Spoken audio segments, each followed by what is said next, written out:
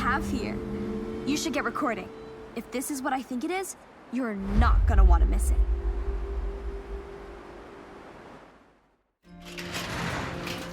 In its prime, I can only imagine what this Toyota 2000 GT would have looked like. Stunning, I bet.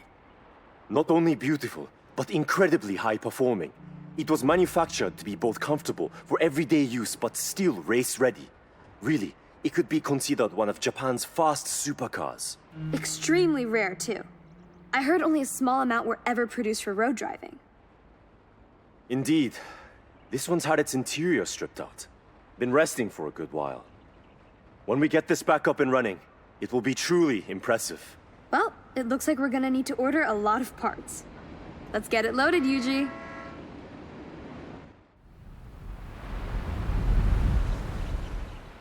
Considering half the car's interior has been stripped, it'll be a bit before it's ready.